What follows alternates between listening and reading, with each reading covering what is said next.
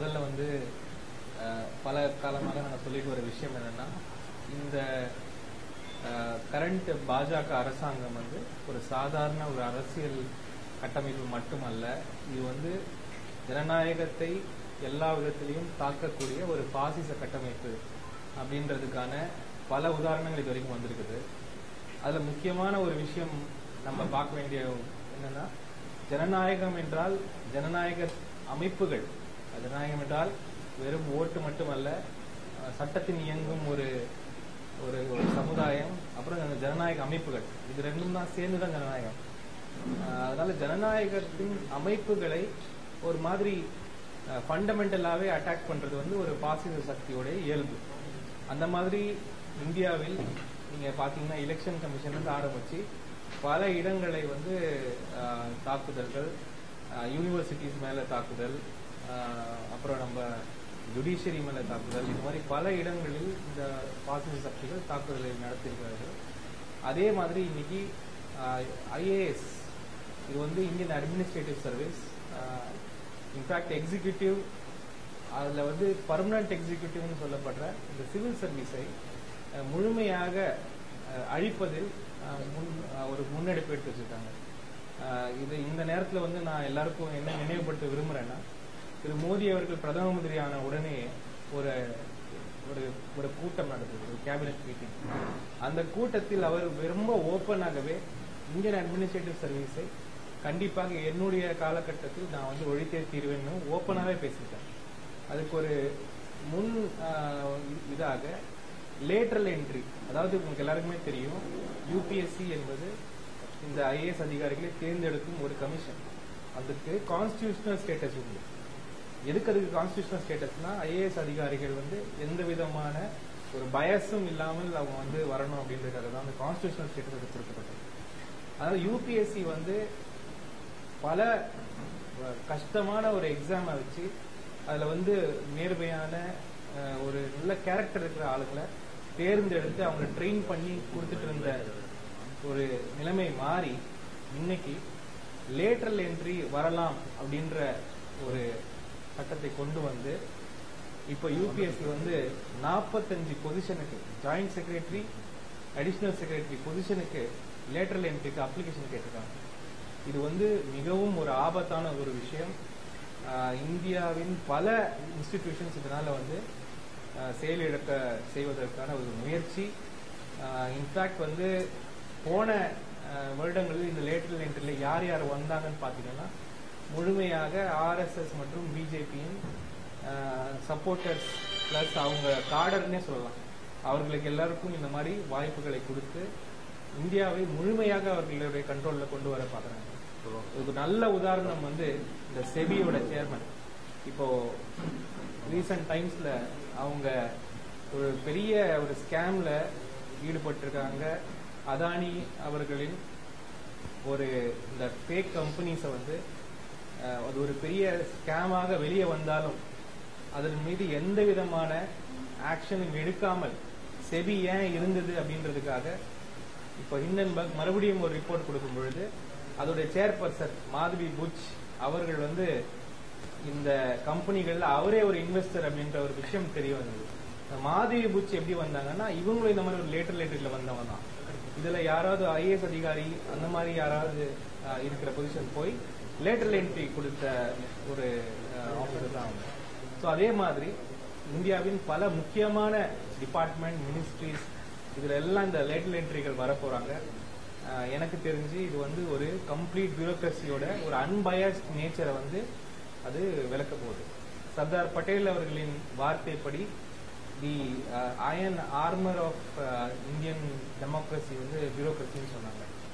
அந்த நிலைமை ஏன்னா, எப்படிப்பட்ட அரசாங்கங்கள் வந்தாலுமே சரி, எப்படிப்பட்ட கட்சிகள் வந்தாலுமே சரி, இந்தியன் பியூரோக்ரஸி வந்து ஒரு பயஸ் இல்லாமல், ஒரு சார்பு இல்லாமல் இயங்கக்கூடிய ஒரு இயந்திரம் அப்படின்றதுதான் அதோடைய ஃபங்க்ஷன். அதே அழியும் பொழுது ரொம்ப மோசமான நிலைக்கு இந்தியா மாறப்போகிறது. இன்னொரு முக்கியமான ஒரு விஷயம் என்னன்னா, இந்த எந்த லேட்டரல் என்ட்ரிலையுமே வந்து சோசியல் ஜஸ்டிஸ் கிடையாது. ஒரு சமூக நீதிப்படி யார் யாருக்கு என்னென்ன கிடைக்கணுமோ அந்த ரிசர்வேஷன்ஸும் இதுல ஃபாலோ பண்ண போறது இல்லை. அதனால முக்கியமான முடிவுகளை எடுக்கக்கூடிய பொசிஷன்ல இருக்கிற பர்மனன்ட் எக்ஸிகியூட்டிவ் IAS அதிகாரிகளை தங்களுடைய அடியாட்களையும் தங்களுடைய கை பொம்மைகளையும் இந்த பொசிஷன்ல வைக்க போறாங்க. இது வந்து மிகவும் ஒரு பாதிப்பான ஒரு விஷயம். இது வந்து சாதாரண விஷயமா எல்லாரும் பார்க்க கூடாது.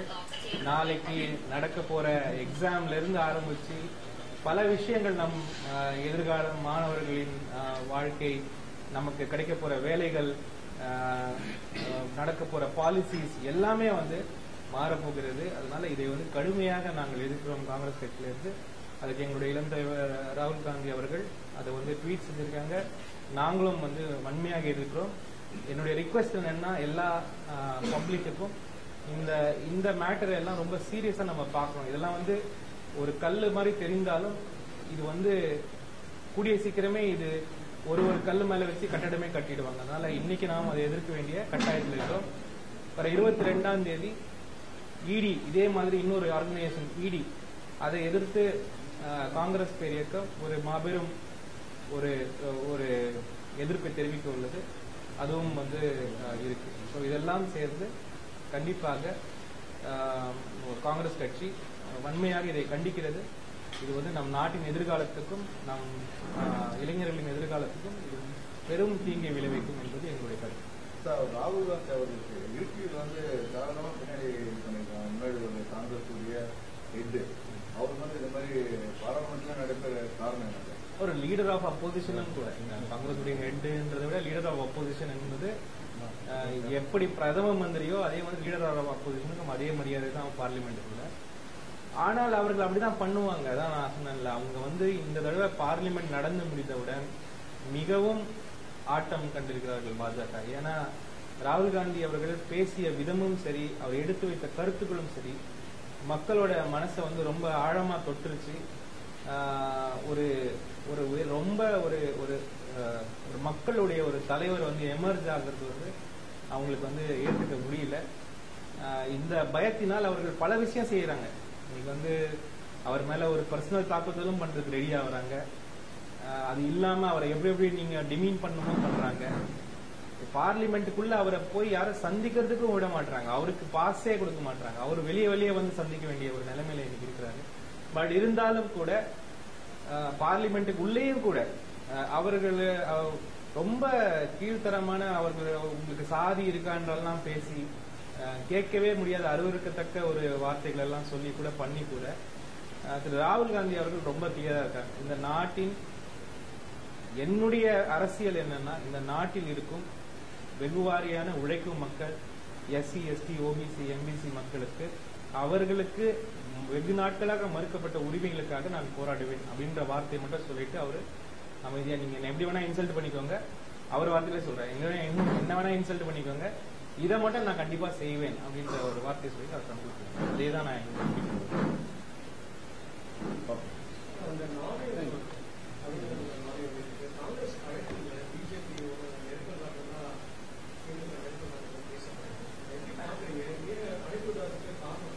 இல்ல, இத பத்தி எனக்கு ஒரு பெரிய கமெண்ட்ஸ் எதுவும் இல்ல. அதுல என்ன அழைப்பு இருக்குதா இல்லையான்ற இன்ஃபர்மேஷன் எனக்கு இல்ல.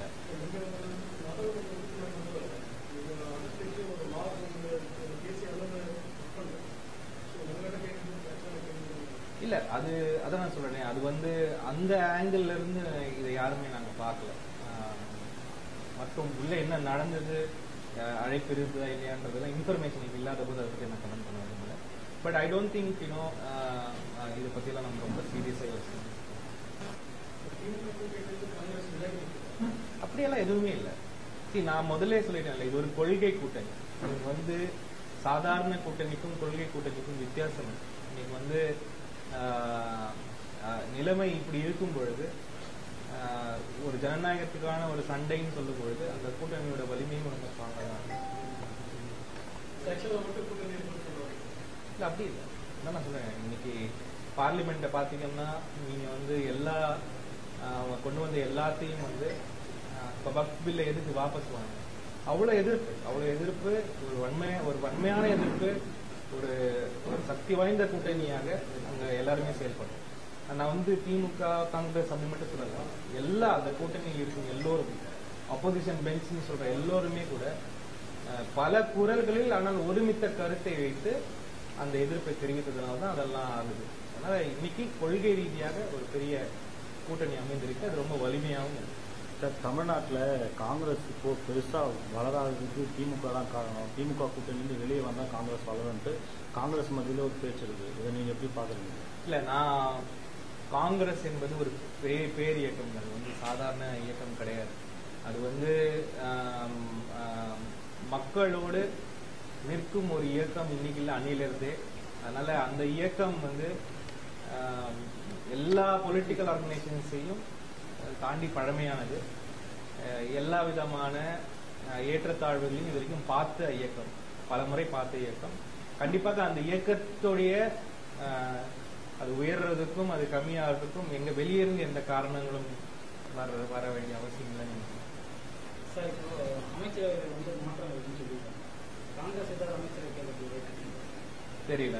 அது பாலிசி டிசிஷன். அகேன் அதை பத்தி எனக்கு இன்ஃபர்மேஷன் இல்லை. திருவள்ளூர் மாவட்டத்துல கட்சி நீங்க வின் பண்ணி இந்நாள் வரையும் எப்படி சார் நடைமுறையில எந்தெந்த பணிகள் வேகமா நடைபெற்று இல்ல, நான் முதல்ல சொன்னேன். முக்கியமா இந்த மேம்பாலம் பிரச்சனை வந்து ரொம்ப பெருசா போயிட்டு வந்திருக்கிறது. அந்த கேட்டு 3 நாளா பெரிய இஷ்யூ ஆச்சு. அப்புறம் சுடுகாடு பிரச்சனை இங்க பக்கத்துல மாவட்ட ஆட்சியர் அலுவலகம் பக்கத்துல உள்ள பிரச்சனை இருப்பதான் எவ்வளவு சீக்கிரத்துல இல்ல, கண்டிப்பா இதை வந்து நான் தான் சொன்னேன்ல, எனக்கு ரியலிஸ்டிக்கா பார்க்கணும்னா நான் முதல்ல என்னுடைய போக்கஸ் வந்து மக்களை சந்திக்கிறது தான். இன்னைக்கு வந்து டெல்லியில பார்லிமெண்ட் நடக்கும் போதும் சரி, சில விஷயங்களை நான் இங்க வந்து பண்ணிட்டு தான் போகணும். மக்களை சந்திக்கணும், முதல்ல மக்களுக்கு ஆக்சஸ் இருக்கணும். அதுதான் நான் இப்ப ஃபோக்கஸ் பண்ற விஷயம். பிரச்சனைகளை ஒரு பிரச்சனையா புரிந்து கொண்டு அதை எப்படி கொண்டு போகுது. இப்போ நம்ம வேப்பம்பேட்டை பிரச்சனையா இருக்கட்டும், இதை எங்க எப்படி சால்வ் பண்றது அப்படின்றது தான் கண்டிப்பான அதுக்கான முயற்சிகள் நடந்துட்டு இருக்கு. டெல்லியிலையும் நான் வந்து எல்லா மினிஸ்டர்ஸையும் ரயில்வே போர்டையும் போய் பார்க்கறதுக்கான எல்லா வேலையும் பார்த்துட்டு இருக்கேன். கண்டிப்பாக மக்களுக்கு ப்ராப்ளம் சால்வ் ஆகணும், அவ்வளவுதான். அது எப்படி சால்வ் பண்றோன்றதுல நான் என் ஃபோக்கஸ் அதில் தான் இருக்கு. அதை நான் கண்டிப்பா முடிச்சுக்கேன். சார், இப்ப நீங்க பதவி ஏற்றதுல இருந்து எந்த மாதிரியான பெரும்பாலும் நம்ம மாவட்டத்தில் எந்த அதிக அளவு இருக்கு சார் பிரச்சனைகள்? இல்ல, நம்ம மாவட்டம் எல்லா இடத்துலயும் பிரச்சனைகள் இருக்கதான் செய்யுது. அதாவது வந்து சில பிரச்சனைகள் வெளியே தெரியுது, சிலது தெரியல. இது எல்லாத்தையும் வந்து நம்ம வந்து அணுகணும், அதை புரிஞ்சுக்கணும், முதல்ல அதை சால்வ் பண்ணணும். நான் டெய்லி நிறைய பேரை மீட் பண்றேன். நிறைய பெண்கள் இப்ப வர ஆரம்பிச்சிருக்காங்க. அவங்க வாயிலிருந்து கிரவுண்டட் இஷ்யூஸ் எல்லாம் நிறைய நமக்கு தெரிய ஆரம்பிக்குது. சிலதெல்லாம் உடனடியா நம்ம தீர்த்து வைக்கலாம், சிலதெல்லாம் வந்து ஆதி காலத்துல இருந்து சமுதாயத்துல புறையோடி போன விஷயங்கள் எல்லாம் இங்க நிறையவே இருக்குது சார் திருவள்ளூர் மாவட்டத்தில். இது எல்லாம் வந்து படிப்படியாக எல்லோரையும் ஒன்றாக இணைத்துக் கொண்டுதான் இதெல்லாம் நம்ம சால்வ் பண்ணணும். கண்டிப்பாக அதை நான் செய்வேன் சார். திமுகவோட பெரும்பாலான நிகழ்ச்சிகளை நாடாளுமன்ற உறுப்பினர் பார்க்க முடியறது இல்லை, அது எதனால? அப்படியெல்லாம் ஒண்ணும் இல்லைங்க. நான் இங்க பாருங்க, நான் வந்து இந்த நிகழ்ச்சி இதெல்லாம் வந்து அது ஒரு பரம் இருந்தாலும் என்னுடைய அரசியல் வந்து மக்களை நோக்கி தான் இருக்க போகுது. மக்கள் கூட நான் இருக்கேன்னா, ஜனங்க வந்து என்ன பார்க்க முடியலன்னு சொன்னா எனக்கு மனசு ரொம்ப கஷ்டமா இருக்கும். அது நான் எனக்கு வேற இன்விடேஷன் கொடுக்கல, கூப்பிடலன்றதெல்லாம் அதெல்லாம் ஒரு யார் பண்ணாலும் அது நிகழ்ச்சி தான். நம்ம தலைவர்கள் யார் பண்ணாலும் எனக்கு சந்தோஷம் தான். அது வந்து எந்த இல்ல, போன காலத்துல இருந்த நாடாளுமன்ற பெரிய வந்து டிஎம்கேக்கும் அண்டர்ஸ்டாண்டிங் இல்ல, அதே நிலைமையில இப்ப போயிட்டு கண்டிப்பா கிடையாது. நல்ல அண்டர்ஸ்டாண்டிங் இருக்கு, எந்த விதமான டிஃபரன்ஸும் இல்லாம போயிட்டு அட்மினிஸ்ட்ரேஷனை பொறுத்த வரைக்கும் எந்த விதமான டிஃபரன்ஸும் இல்லாம. கடந்த வாரம் வந்து கிராம சபை கூட்டத்தில் பங்கேற்று அங்க என்ன மாதிரி கோரிக்கைகள் அதிகமாக மக்கள் வச்சாங்க, அது என்ன மாதிரி தீர்க்க முடியும் சார்? நிறைய கோரிக்கைகள் இன்னும் டெய்லி எனக்கு வந்து வச்சுட்டு தான் இருக்காங்க. இல்ல, கிராம சபை கூட்டத்தில் அவங்க கிராம சபையில முக்காவாசி பேர் மேஜரா வச்ச விஷயம் வந்து நரேகாவை பத்தி தான். ஏன்னா நரேகால வந்து 100 நாள் வேலை திட்டத்துல வந்து ரொம்ப நாளா வந்து சரியா நடக்க மாட்டேங்குது. எஸ்பெஷலி நம்ம ரொம்ப அடித்தட்டு மக்களுக்கு ரொம்ப உதவியா இருக்கக்கூடிய ஒரே ப்ரோக்ராம் அதுதான். ஸோ அதுல வந்து பெரிய லெவல்ல மறுபடியும் அந்த ரெஜுவினேஷன் ஆகலை.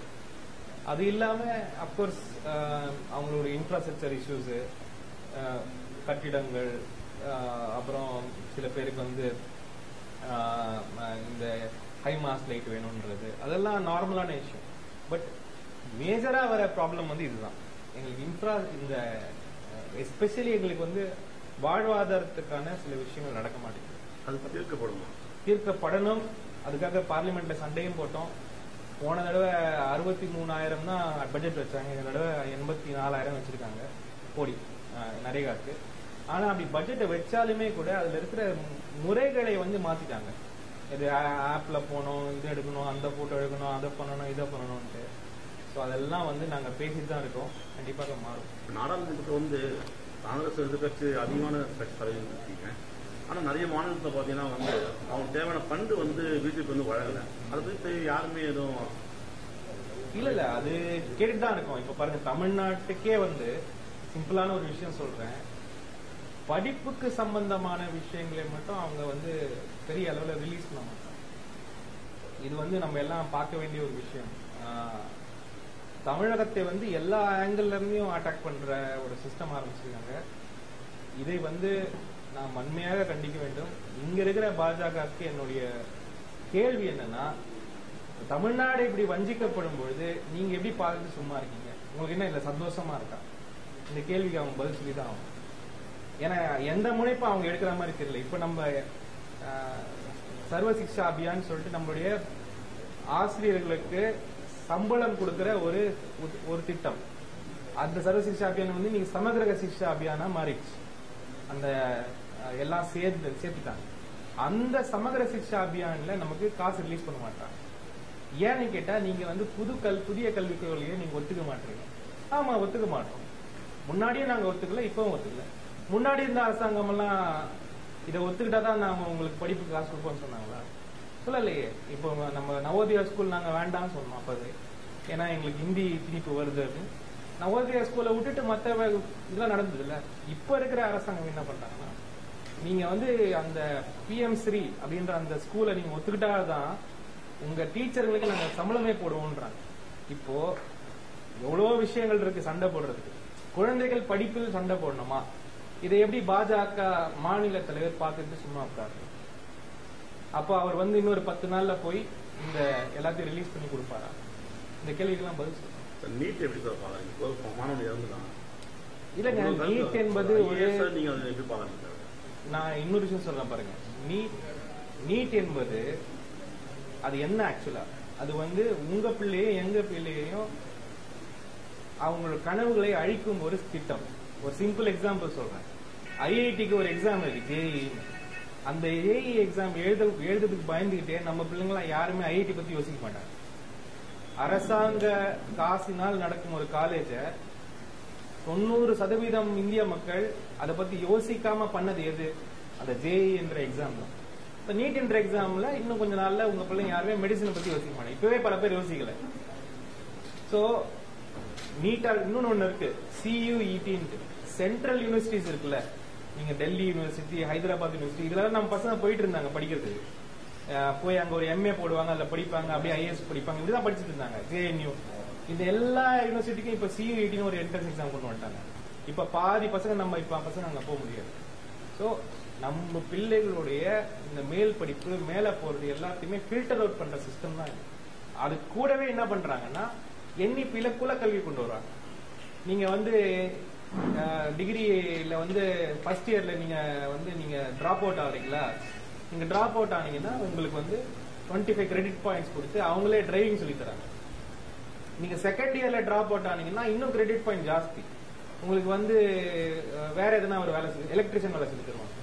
ஸோ அப்ப என்ன பண்றாங்கன்னா, ஏழை மாணவர்களை, அடித்தட்டு மாணவர்களை அவர்களுடைய வறுமையின் காரணமாக, அவருடைய சாதிய நிலைமையின் காரணமாக அவங்கள வந்து டிராப் அவுட் பண்ண வச்சு அவங்களுக்கு வொகேஷனல் ட்ரைனிங் கொடுக்கறத ஒரு மேஜர் ஃப்ரேம் ஒர்க் இது. அதனாலதான் தமிழகம் இதை எதிர்க்கிறது. ஏதோ பேப்பர் லீக் ஆச்சுன்னு தமிழகம் எதிர்க்கல. அது நார்த் இந்தியால தான். தமிழகம் ஃபண்டமெண்டலாவே இதை நம்ம எதிர்க்கிறோம். சார், இப்போ லாஸ்ட் திருவள்ளூர் மாவட்டத்தில் சார் வந்து தேர்தல் பிரச்சாரம் பண்ணும்போது விவசாயிகளுக்கு எந்த ஒரு பிரச்சனையும் தான் வரும்னு நீங்கள் சொல்லியிருக்கீங்க. ஆனால் இப்போ பார்த்தீங்கன்னா திருவள்ளூர் மாவட்டம் முழுவதுமே ஒரு ஏரியில் வந்து இப்போ சாலை பணிக்காக மண்ணெடுக்க அதிகப்படியான மண்கொடை நடக்குது. இந்த விவசாயிகள் பழங்களும் முறைகளுக்கும் அவங்க எந்த எடுக்க மாட்டேங்கிறாங்க. இது எப்படி சார் பார்க்குறீங்க? இதை வந்து நான் சீரியஸா பார்க்கணும்னு நான் அதிகாரிகள்கிட்ட கேட்டுக்கிட்டேன். ஏன்னா நான் என்கிட்ட வந்து 2-3 கேஸ்ல வந்து இது வந்து லீகலா கொடுக்கப்பட்ட லீஸ் அப்படின்னு இருந்தாலுமே கூட அதை வேற வேற விஷயங்களுக்கு பயன்படுத்துவது, இது எல்லாமே நமக்கு அந்த நியூஸ் வந்துட்டு தான் இருக்கு. இதை வந்து மிக கூர்மையாக கண்காணித்து இதை தடுக்கணும்ன்றது என்னுடைய கருத்து. அதை நான் அதிகாரிகள் கிட்ட நான் ஆல்ரெடி சொல்லியிருக்கேன். நான் இன்னும் கூட என்ஃபோர்ஸ் பண்ணுறேன். Okay thank you